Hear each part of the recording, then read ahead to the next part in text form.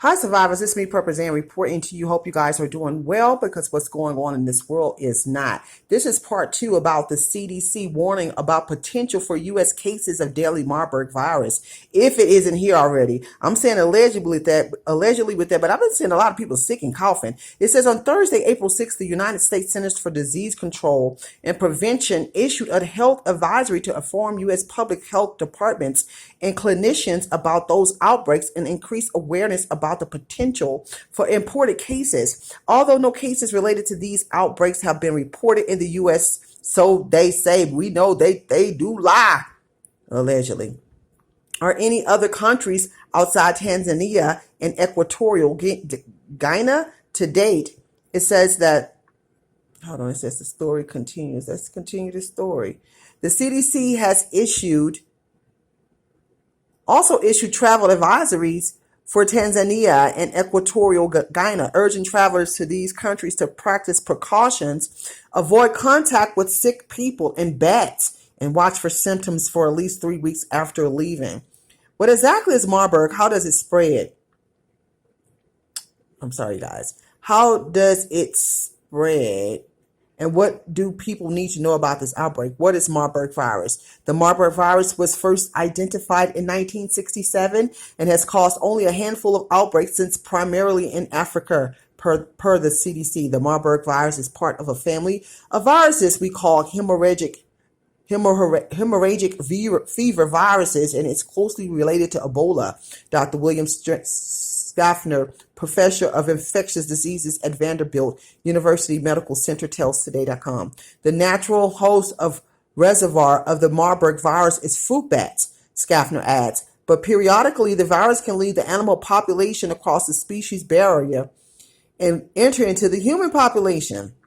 That's where it gets scary. In humans, the Marburg virus causes Marburg virus disease, MVD, a severe and deadly hemorrhagic fever, a condition which can affect many organ systems and harm the cardiovascular system, according to the CDC. The average fatality rate of Marburg is 50%, according to WHO, but the case fatality ratio of past outbreaks have ranged from 25% to about 90%.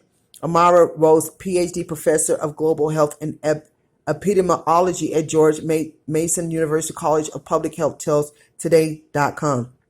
According to the CDC Health Advisory, most experts agree that the outbreaks in Equatorial Guinea and Tanzania are two independent animal-to-human spillover events, and there is no evidence to suggest these two outbreaks are related. What are the symptoms of Marburg? The initial symptoms of Marburg include a sudden fever, chills, headache, and muscle aches, per the CDC. Within a few days, diarrhea, vomiting, nausea, sore throat, and chest or abdominal pain may begin. Some people experience a rash, Schaffner adds. Severe symptoms typically begin 5 to 7 days after onset, per WHO, and usually involve profuse bleeding, hemorrhaging from multiple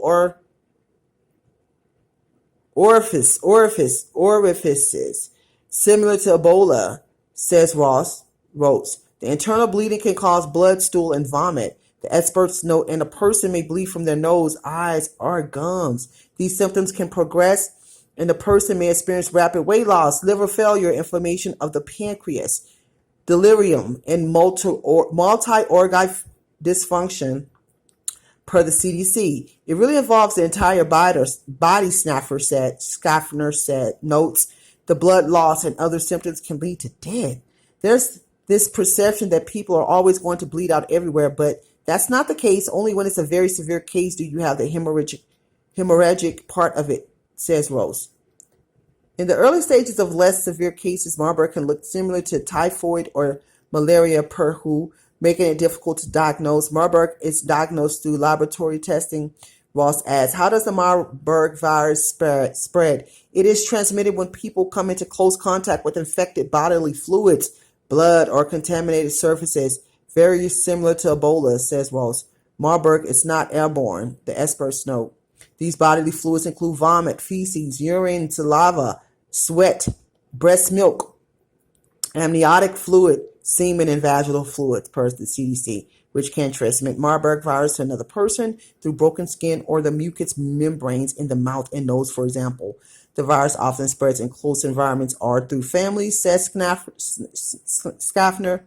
Transmission can occur when someone, whether a family member or healthcare provider, is caring for an infected person without proper infection control precautions, he adds. The incubation period or the time between exposure to an infection and symptom onset is 2 to 21 days per the CDC. In the early phases of the illness, the Marburg virus not very transmissible, says Dr. Peter Hotez, co-director of the Texas Children's Hospital Center for Vaccine Development and Neglected Tropical Disease expert, tells the media source.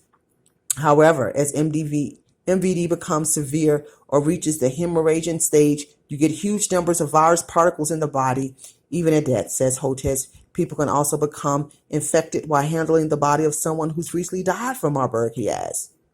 How contagious is Marburg compared to infections that spread through the respiratory route, like the illness that just passed or just happened? Marburg spreads less easily since it requires direct contact with blood or bodily fluid, says Snafford. The contagiousness of a virus is described using something called a reproductive number of RO, which represents the average number of people or one individual who gets the virus can infect, says Hotez. Measles, which is at the top, very top of the scale, says Hotez, has an RO between 12 and 13. Ebola is closer at the bottom of the scale, and Marburg presumably as well. The RO is more like 1 to 2, Hotez explains. Marburg can be controlled easily through proper isolation and case detection. Yeah, that's what they want, says Hotez. It's also crucial that health facilities take strict infection control precautions and providers have adequate personal protective equipment to prevent transmission, says Snaffner. So basically, y'all, we pretty much got the idea what goes on. Then they get into the poke of it all and whatnot. All I can say, continue to prep, pray, stay out the way. Stay as healthy as you possibly can. When you go out in areas, when you come back, take off your clothes immediately. And don't bring it all, don't be sitting down on your couch and spreading that stuff. Immediately wash those clothes, wash your hands, wash your body.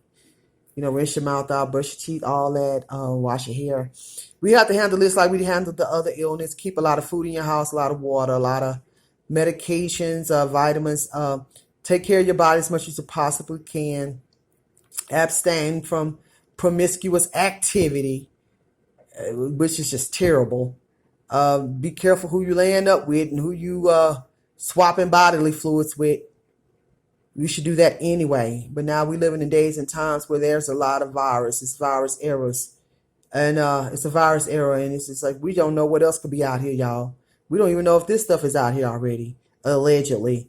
Please follow me on Patreon for real, raw, uncut, unfiltered content. Y'all be careful with this one. It seems dangerous and deadly. And be careful with the meat too, allegedly. But it is what it is.